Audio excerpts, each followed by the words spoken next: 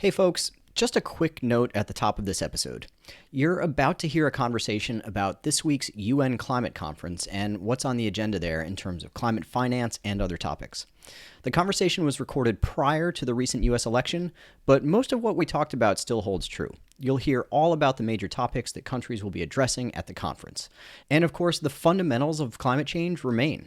Greenhouse gas emissions are driving warmer temperatures and more extreme weather everywhere on Earth, and we need to come together as a global society to take action. But for this podcast, I also wanted to just acknowledge that the role the US government plays in these climate conferences and in implementing the underlying Paris Agreement is likely to change in the coming months with the new administration moving into the White House.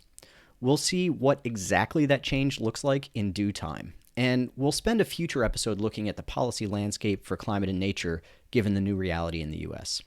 For now, we just wanted to acknowledge this context up front. I think you'll still find this to be a really helpful episode for understanding the stakes at COP29. I hope you enjoy it, and thanks for listening. Welcome to Nature Breaking, a World Wildlife Fund podcast focused on the news and trends affecting our natural world and the people and species who call it home. I'm Seth Larson, and coming off the heels of the UN Biodiversity Conference, which was known as COP16, we're now diving headfirst into the UN Climate Conference, known as COP29.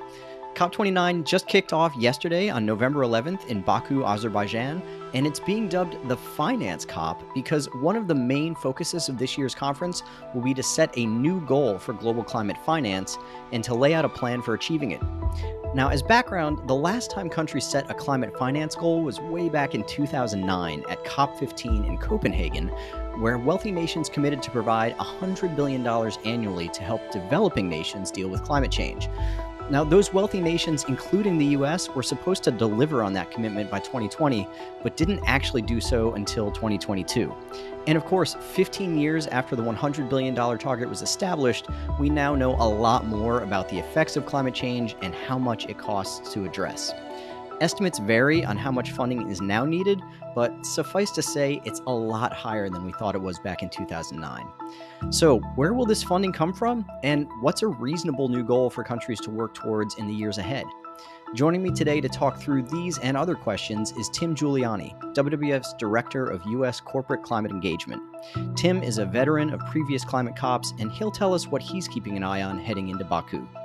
As always, please take a moment to subscribe to Nature Breaking on YouTube, Apple Podcasts, Spotify, or wherever you get your podcasts. And now, here's my conversation with Tim. Hey, Tim. Welcome to Nature Breaking. Great to be here. Thanks for inviting me. Yeah. Excited to talk about COP29 with you. And before we dive into the agenda for the conference, I wanted to just take a second to orient ourselves a little bit around this issue. And I just wanted to start by kind of taking it out to the big picture. You know, these climate COPs, they happen every year. And I've heard it said that there are big COPs where huge agreements like the Paris Agreement are struck or where major new goals are set. And then there are implementation COPs, which focus more on the nuts and bolts of achieving those big goals. And there tend to be, I think, 5-year cycles between a big COP and the implementation COPs. How would you characterize COP29 within that framework? Yeah, it's a really interesting question, and I think it's evolved a bit over time. If you'll allow me to give a short history lesson, we first created the UN Framework Convention on Climate Change back in 1992 at the Rio Earth Summit. And then it was ratified just 2 years later in 1994. And the very first COP happened in Berlin Hmm. in 95, right? So, I was just out of college at that point. And then they got to work negotiating what was known as the Kyoto Protocol. That was sort of the big first phase of the negotiated commitments, and they set up targets and timetables and for developed countries, excuse me. And while that was negotiated in 97, it took until 2005 for that to be ratified, right? So you went from the Framework Convention, which was ratified in 2 years because it didn't really hold anybody to do anything. Yeah. Kyoto, which required something, took a good 8 years. And then you had COP15 in 2009, and that was actually my first COP, first of 13 COPs. And that was in And Copenhagen, right? that was in Copenhagen, which was incredibly Christmassy. I mean, it was beautiful. It was snowing. It was, but as ideal as the setting was, you couldn't be farther from that in terms of negotiations, Yeah. which sort of famously collapsed. And that kind of set us onto this schedule that you're talking about, right? So 2009 negotiations for a post-Kyoto agreement collapse. The idea that we would have targets and timetables and cap and trade kind of going on ad infinitum. And that led us to, of course, the Paris Agreement in 2015, COP21. And it totally reconstructed the paradigm of how we engage on climate internationally. So Yeah. instead of those targets and timetables, you had a very, instead of top down, now it's bottom up, and with nationally determined contributions and a cycle. Actually, it's kind of like two 5-year cycles. So the nationally determined contributions, or NDCs, are on 5-year cycles. So it's 2015, 2020, 21 because of the pandemic, and now 2025. But one more thing is you also have these global stock takes, Mm. which is kind of looking at how we are doing. Those happen on 5-year cycles as well, but on sort of off years, right? So we just had a global stock take last year. And I guess all of this is to say is that's good because we can't take climate change seriously only every 5 years. Yeah. That's a great point. And you just threw a few big terms at us. I think you kind of defined them a little bit, but just to, since we'll be talking about these as we go on, nationally determined contributions, NDCs, those are basically the country by country plans or roadmaps for how each country is going to meet its goals under the Paris Agreement. Looks different for every country, but cumulatively, they're supposed to add up to helping us achieve the Paris Agreement's goal of limiting global warming to 1.5 degrees. And the global stock take you just said is basically the process by which we take stock of how far we are in progressing toward that goal. So I said in my intro that some people are calling COP29, this year's COP, the finance COP. And I wanted to ask you to talk a little bit about why that is and what's on the Mhm. agenda this year in terms of finance. Yeah. So, I mean, look, with the unbelievable amount of finance that we need to transition the global economy, really every COP is a finance COP or Mm-hmm. should be a finance Should COP. be, right? Um, I think you mentioned in the intro the $100 billion annual pledge that actually came out of Copenhagen. That Mm-hmm. was one thing out of Copenhagen, and we just by hook or crook made that goal in 2022. And so really this, one of the reasons this is going to be hopefully the finance COP is we're going to negotiate a new target for climate finance. And the question is, of course, what will that be? So they're calling it the new collective quantified goal for carbon finance, NGQC, because we can't help ourselves, really, I hope that when by it the comes end to, of the COP, someone comes up with a better term or an easier acronym to go by because that one yeah. doesn't flow easily. I wouldn't count on it. We have beyond value chain mitigation, of course, in our world, BVCM. Lots of bad. You can't even call them acronyms because they don't spell anything, Yeah, right? yeah. They're abbreviations. So, but anyway, the NGQC is up for debate. And when you think that developing countries will need anywhere between $1 and $3 trillion annually to hit the goals of the Paris Agreement, that's obviously a staggering amount. And I think it's hard to say where the the negotiations will end. I mean, we're at 100 billion now. The top end is 3 trillion. I'm going to go out on a limb and say it's probably going to be somewhere between 100 billion and 3 trillion. Well, that's a bold suggestion, Tim. I appreciate So you being so specific for us. Um, let's talk about that a little more. So, we just came out of COP16, the CBD COP16, which is the biodiversity COP, a separate work stream from the climate COP, but all under the auspices of the UN.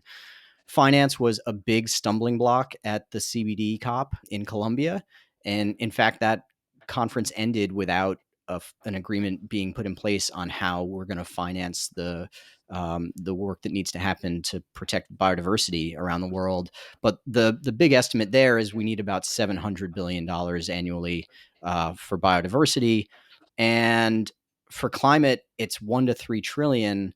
Where do those estimates come from, and what are the kind of conversations that countries are going to be having around COP 29 in Baku to figure out the best path forward? I mean, so it's a range of estimates, both from, you know, private sector groups, reports from, BCG and McKinsey and others. You see academic reports, UN, the World Economic Forum. I mean, everybody's got sort of an estimate, right? And they are all at the sort of monopoly money level, Yeah, right? Just how can we do this? Now, the global economy is around 105 trillion, right? So in that context, all of a sudden, 1 to 3 trillion doesn't look quite as much. Trillion's not what it used to be, right?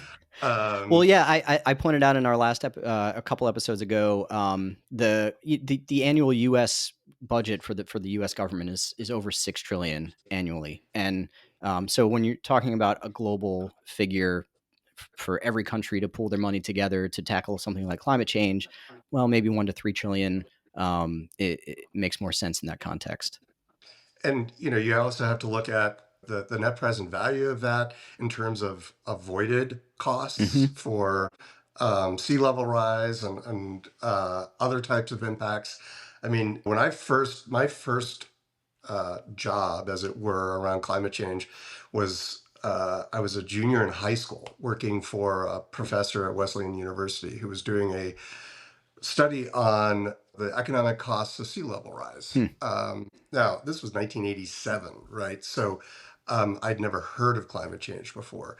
But sea level rise at that point had been about 3 inches since the beginning of the era.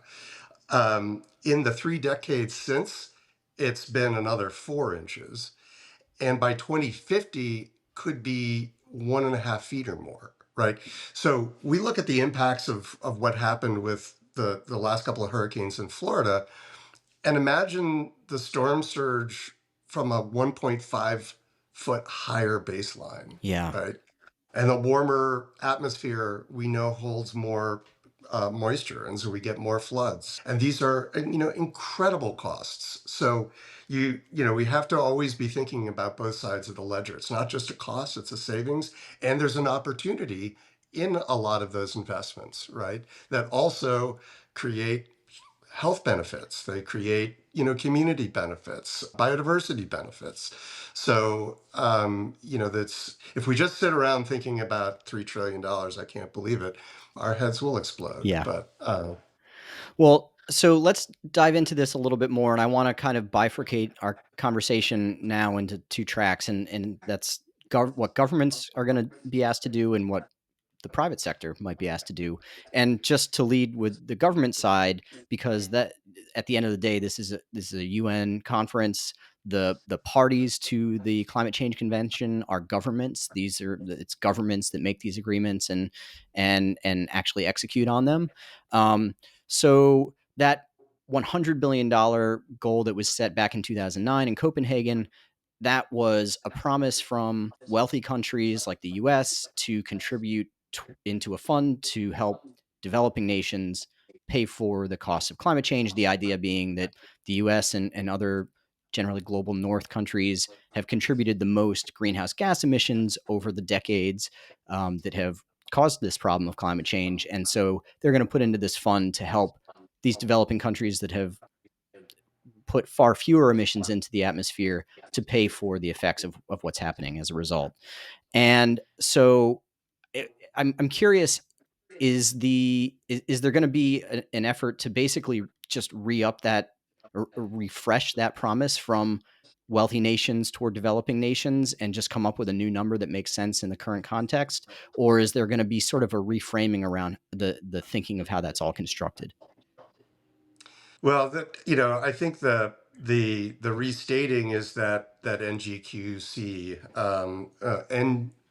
CQG that I talked about earlier, Yeah. right? And can how close can we get to $1 trillion? Mm-hmm.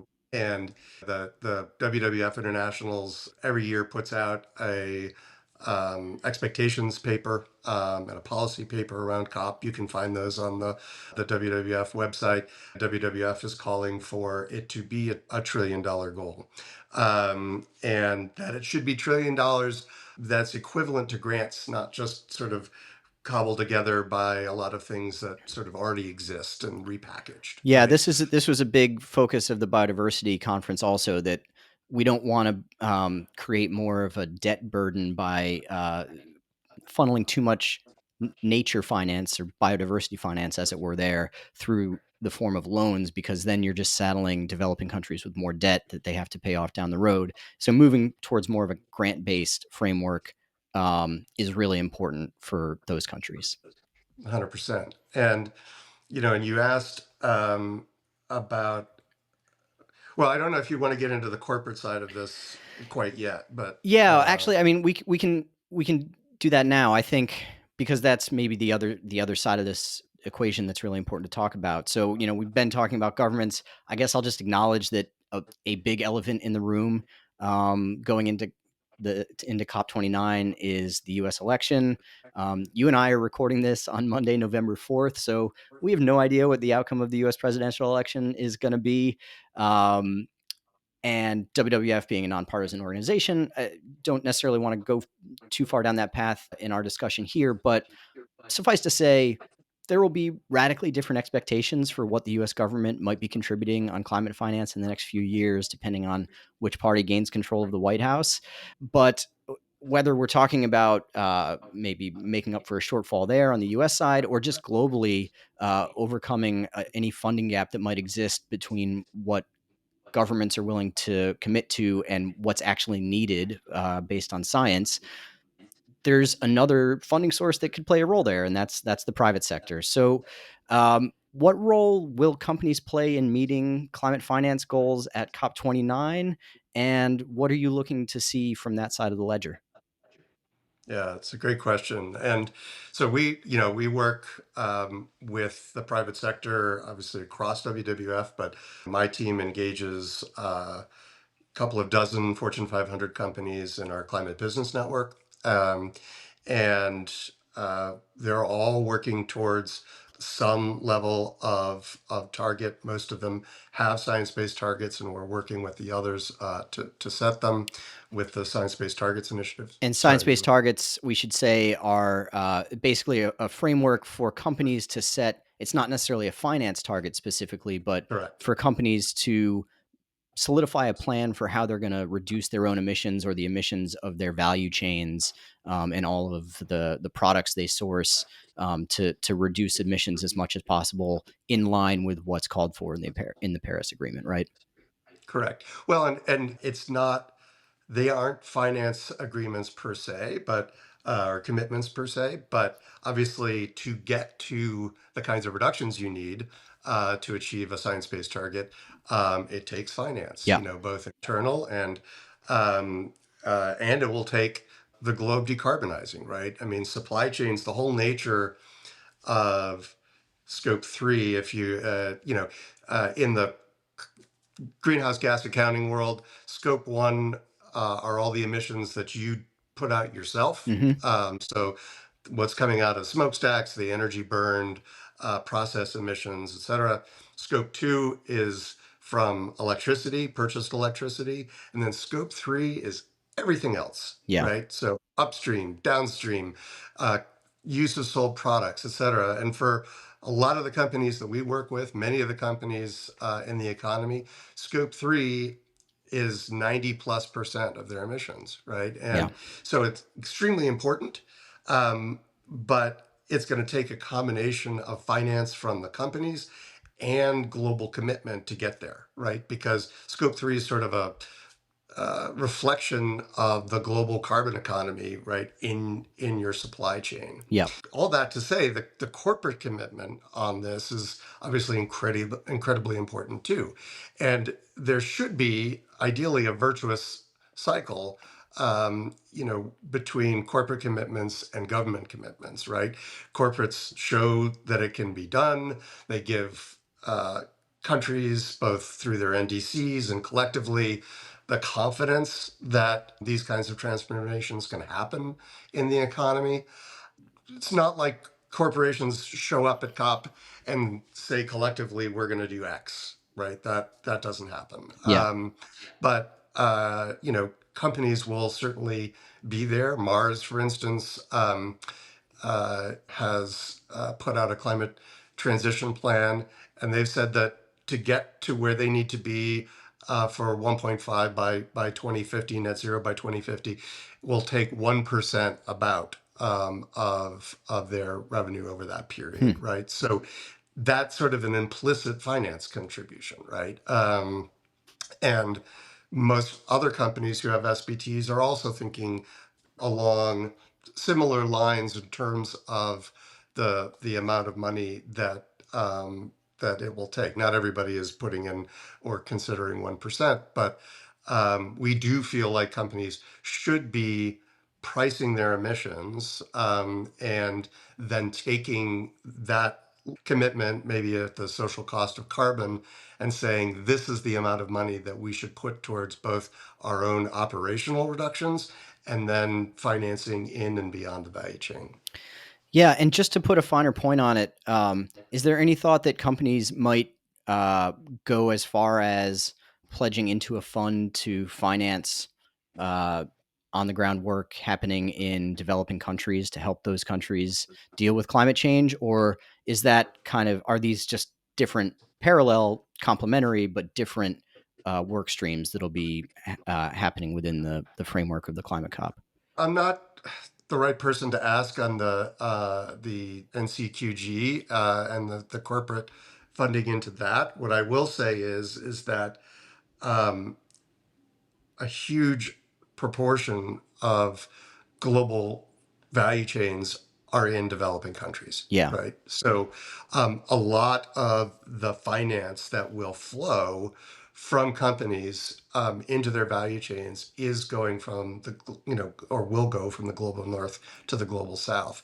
The question is, how do we incentivize that to the degree that we need to? And WWF and SBTI have been thinking about that in terms of sort of new paradigms around being able to claim interventions on scope 3. We put out a paper in July that talked about some approaches that WWF is looking at.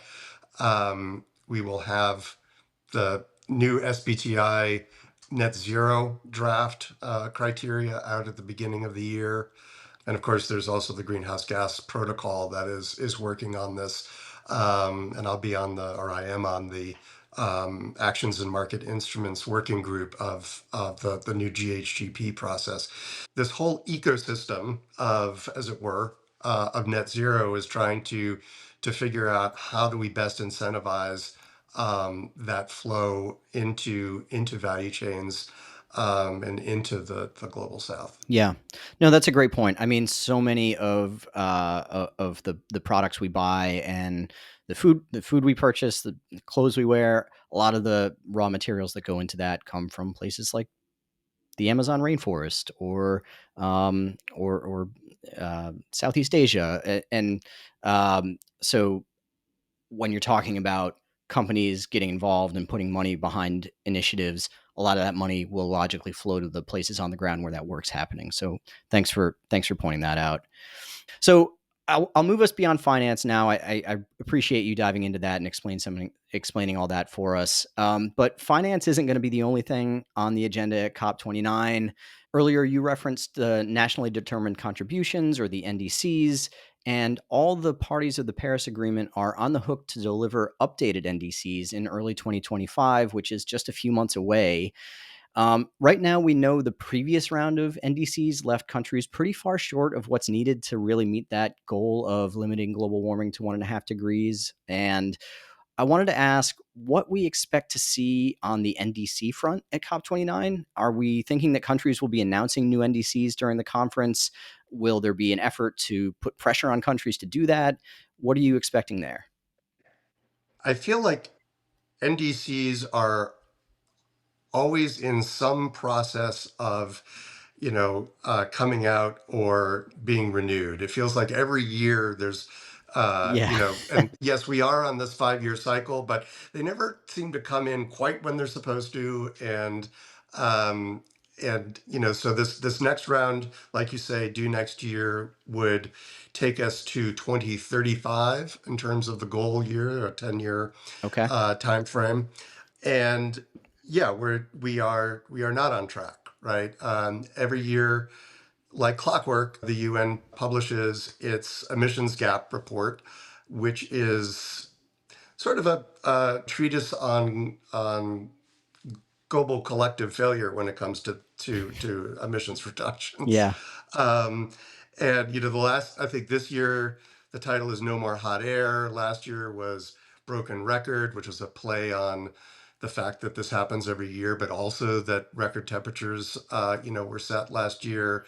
The year before was Closing Window. The year before was A Heat Is On, right? Like, so having to come up with a new title every year is probably getting pretty tough. But the reality is that the U.S. NDC right now is for a 50 to 52% reduction by 2030. Um, the Rhodium Group, which is a group that does a lot of great research on this, said, I think it was about back in July, that we're on track for about 32 to 43% by 2030 Yeah. right now. That's about 10 percentage points better than before the IRA, Inflation Reduction Act, and all of its incentives Yeah. came out, but it's still not where we need to be, Yeah. right? And the globe is the same, right? We're trying to get to 1.5, and we're somewhere between 2.5 and 3.1 degrees if we go as we are now. Tim, I don't want to keep you for too long. I have just one last question for you before I let you go. I want you to imagine that this conversation we're recording now is going to be broadcast on the big screen in the room at COP29 where all the negotiators are meeting, and you have 1 minute to tell all the decision makers in the room what you're looking for them to do at COP29. What's your message to them? That's a tough one. I mean, I guess it's pretty simple, right? Um, Look at yourselves. Um, we all have things that we know are shortcomings and that we're not doing to address climate change. And we all have to look at those and say, over the next couple of years, how do we get over that? Yeah. And how do we get over ourselves collectively? And do the things that we need to do, right? You can't look at the Living Planet report on crashing biodiversity. I can't go scuba diving and not see dead coral reefs. And we're each one of those leaders is looking at floods and hurricanes and fires on their own territory. And we won't be able to look at ourselves in 20 years if we don't look back and say that we did something. Yeah. Well said. All right, Tim, thank you so much for your time today, and we'll see how it goes. All right, thanks again to Tim for joining the show today. These big UN conferences are always defined by really lofty goals and promises, so I really appreciate him taking us further into the details of what all that means and what we're really hoping to see at COP29. As he said, all of us can increasingly see the effects of climate change all around us, so hopefully we see meaningful progress on the ground in Baku. Thanks for listening, and together, let's keep building a more sustainable future.